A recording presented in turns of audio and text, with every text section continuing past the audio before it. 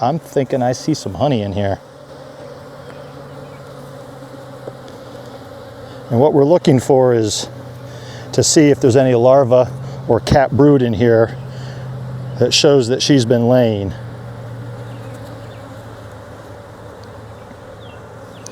We definitely have honey. You can see that. There's a fair amount in here.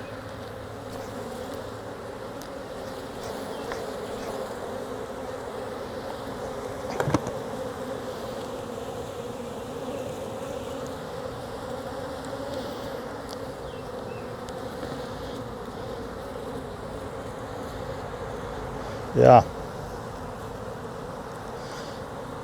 Look at that. I think I might have to harvest. Okay, so we are done spinning and it's time to see what we've got. It's time to get some liquid gold.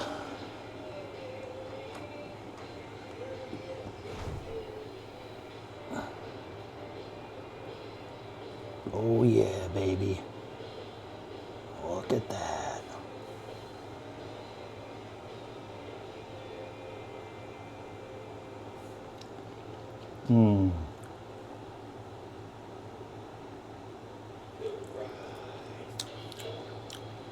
Delicious.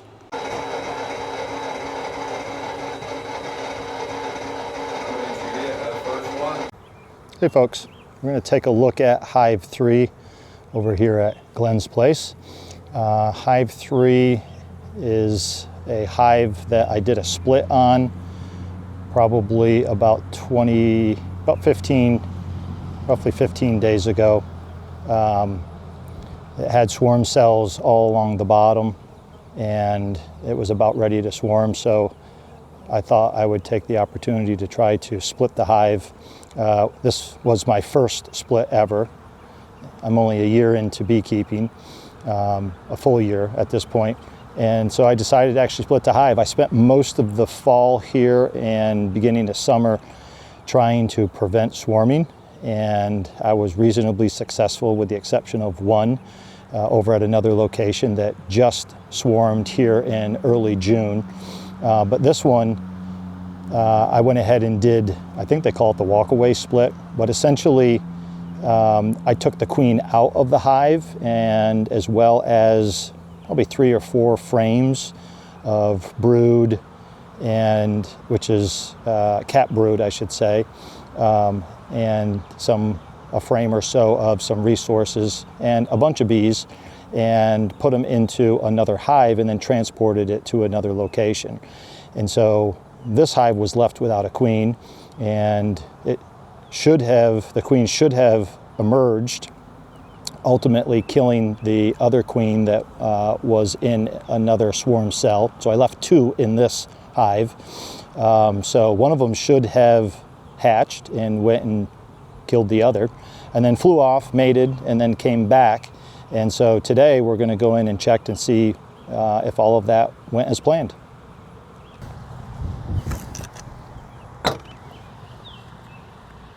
All right, let's pop this sucker open and take a look.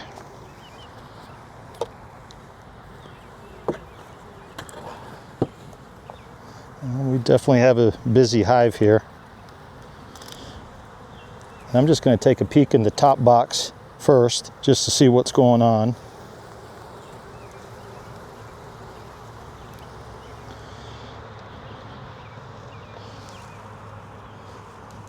And like I said, I haven't been in this box in a while. And it is sticky. And it's heavy too, so there's a good chance that we've got some resources in here.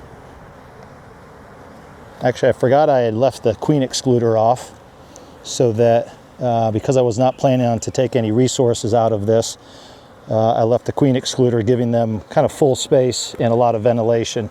So I'm going to go ahead and look in that top box, or what we call a super, and see what's going on. But I'm thinking I see some honey in here. And what we're looking for is to see if there's any larvae or capped brood in here that shows that she's been laying.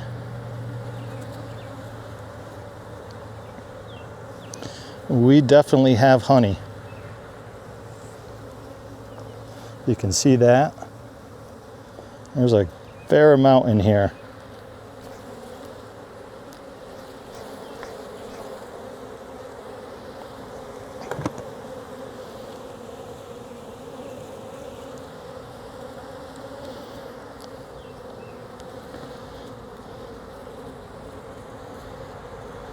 Yeah. Look at that. I think I might have to harvest.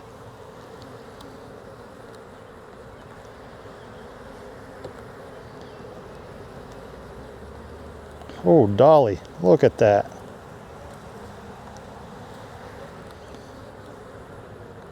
I was not expecting this today.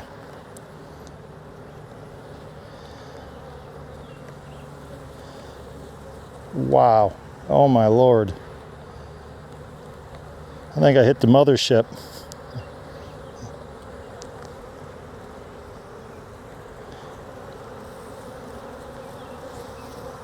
I don't know if you can see that, but there's 1, 2, 3, 4.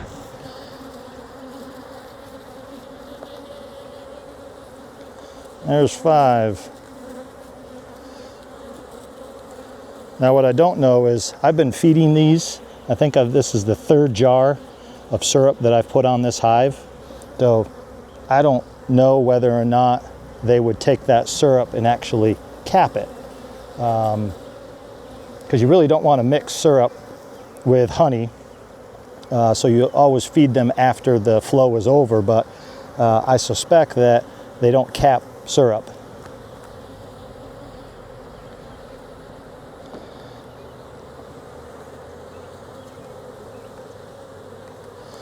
Yeah, really nice.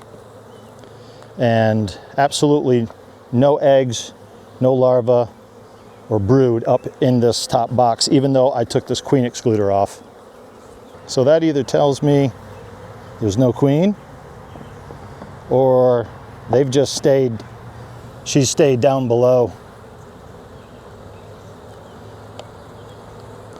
But we're about ready to find out if there's any larvae down there in capped brood.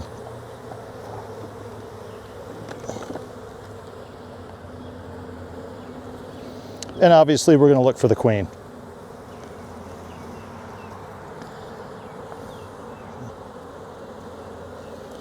So typically the outside frame,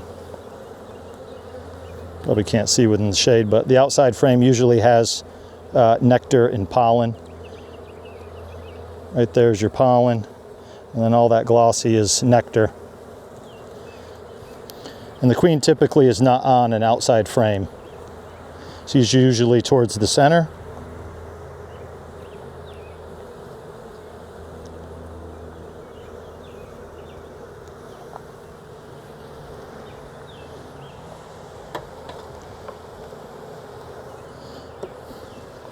Oh yeah, we're in business. We got ourselves a queen. Check this out.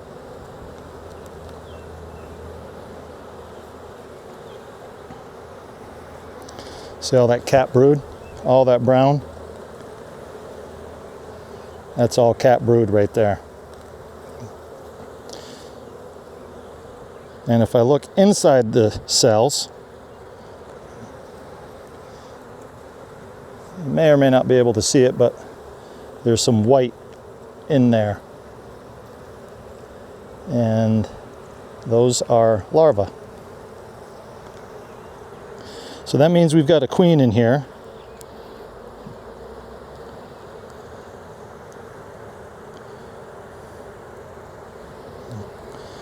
We also have on here a superseding cell right there.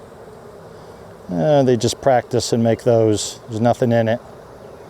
I can safely just kind of etch that off. But yeah, this is good news.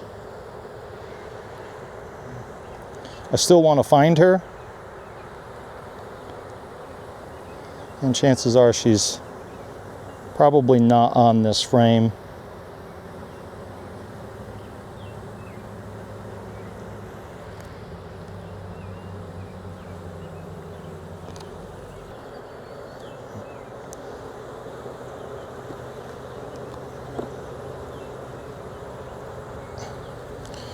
All right, so check this out. You can see that QC. That's where I had marked queen cell. She was on, oh, there's a queen right there. Boy, she's really antsy. Look at her. She is fast.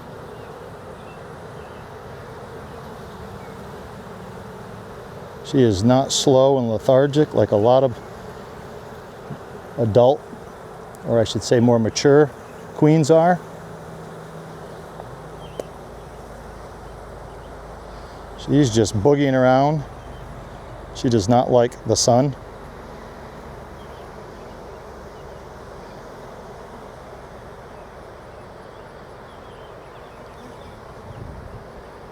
Look at her go. She's very nervous, it looks like to me. So I'm going to put her back.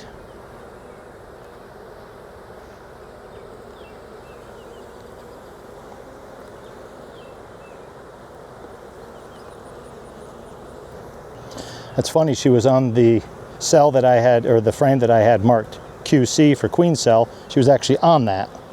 What's the chances of that? Oh boy, that's a mother load of pollen right there. That is one heavy frame. Chock full of pollen.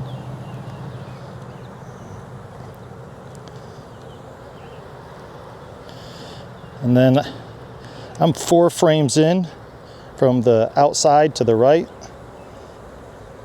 And you can see that they've been starting to build new drone comb here. That's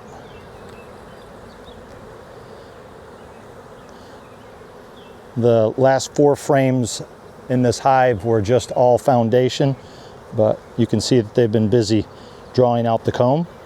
So it's the foundation is just, in my case, I use wax foundation. So it's basically these boards that fit inside this frame. You can see it's got wire in it here, and the bees will end up drawing out this comb, or drawing out comb on top of that, and that's ultimately what they lay eggs in.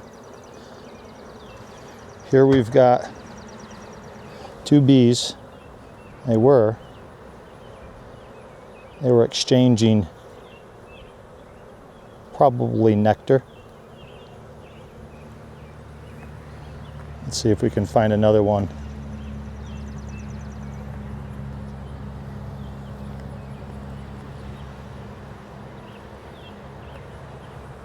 Yeah, it'll look like they're kissing right there.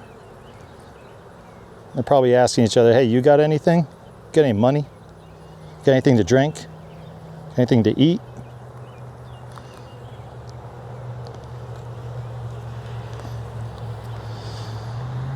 So I'm going to put this guy back, and we're going to find out whether or not we can extract honey off from that hive over, or this box over here. All right, so we've got a whole shallow super pretty much full of honey. I haven't done any treatments yet or anything. I've just had a little bit of syrup on, but not enough for them really to store it. So we're going to go ahead and extract this, just not right here. Try to work as quickly as possible before they end up all back on these honey frames as I'm placing it over on the cart, because that's exactly what they will do.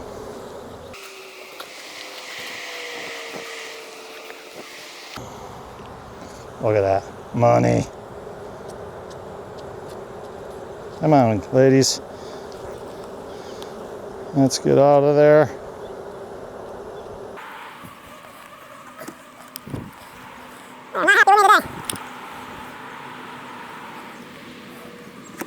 Two, 4, 5. At least 5 full frames. For a new beekeeper, that's pretty exciting.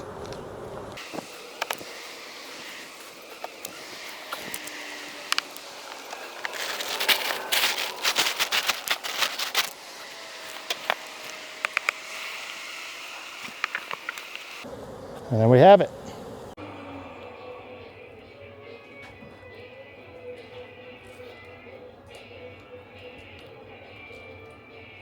Just like skinning a fish.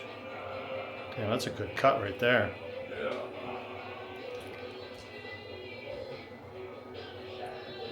Wow, look at that honey. So these are called wax cappings. This is what we cut off from the frame. This is essentially what the bees use to cap the honey and keeps it inside of the cell. And so we cut these off, and then beekeepers like Mike here will take this and melt it down and turn it into wax, which he'll then sell off to people who will make candles or, you know, other things from wax. What are we looking for? Oh, that's good. 17. Looking for a moisture that's in the honey. It can't be over 18. And this is 17, so it's good to extract. Usually if it's not capped, you probably should test it. I wonder if I can see in that thing with this. Probably. Let me get you another one. You gotta find, this is nectar, it's not capped. It's capped when it's honey when it's capped. You put a little bit on there, and then you want to fill that up. Then you look at it in the light. This is right at 18, so I would say it's good. I don't know.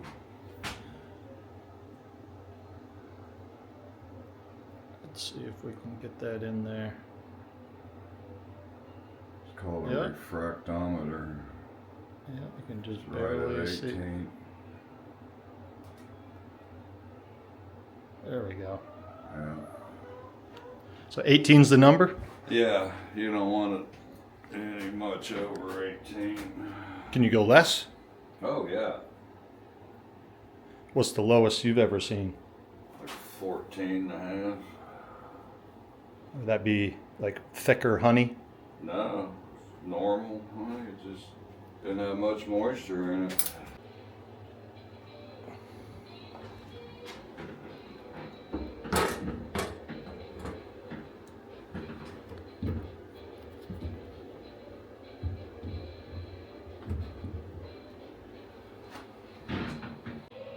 All right, we're gonna start extracting here. Oh, I locked it. Oh, did you? So essentially this is gonna spin these suckers pretty fast, whip it against the wall, right, and come right out of that spigot right there. Let's start with the left. Minutes. Time, what do we do here? 300? 5 minutes. Yeah, start and then set the speed. What's your speed? 10, we Okay. always start that. Let her run.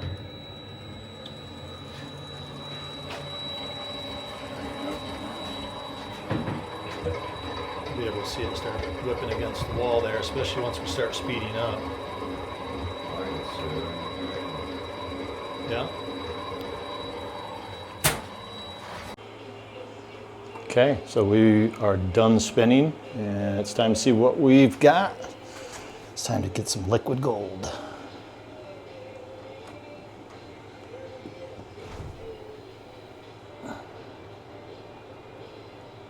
Oh yeah, baby. Look at that.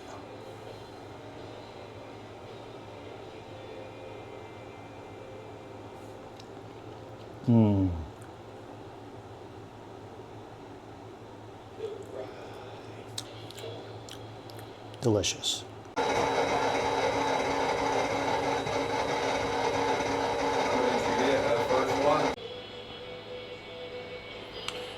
After we're done extracting, this is what they look like. Still pretty wet, but pretty much extracted everything out of them. We'll then take these frames, load them back up in the super, and then we'll bring it back to the hive, and the bees will clean all of this back up, and they'll store it again. Any that's left over, they'll store it again as honey. Hey folks, so last night I discovered on this hive here that we actually had some honey in here. This is the hive that I did a split on May 20th, and when I went in to check the queen to see that she was there and she was healthy, I found out that she was laying eggs. There was larvae in there as well as cat brood, and to my surprise, this was completely chock full of honey. Just came back from extracting this over at a friend's house, and I got almost 2 gallons of honey just out of this shallow super. You can see we call it a shallow because these frames are pretty shallow. I guess that's why you call them that. Versus a medium super, which are these ones over here, if you can see. Those are a little bit deeper. So yeah, I'm gonna bring this back and put it on the hive, and the bees are gonna go up in here and they are gonna love it. They're gonna clean the heck out of this thing. So we'll take our top cover off.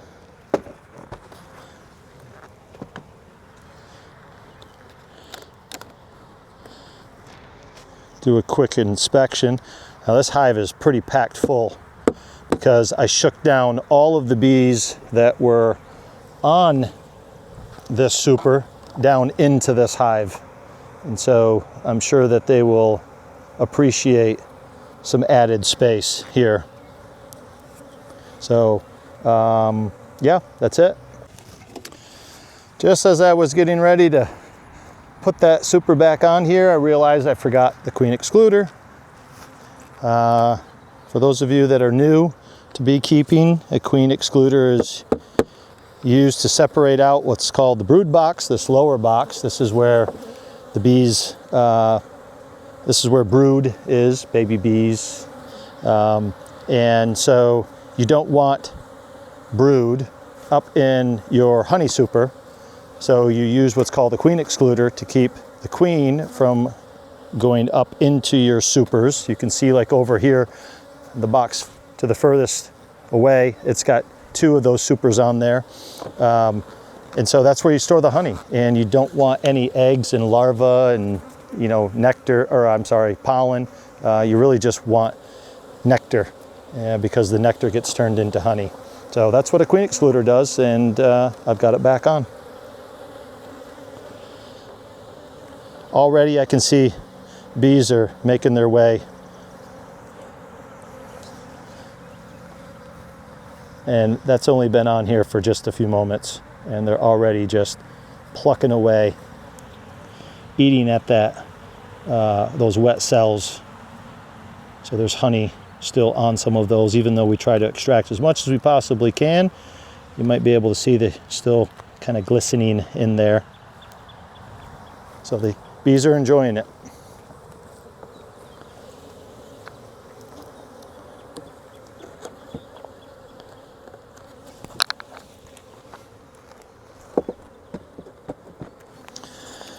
I also put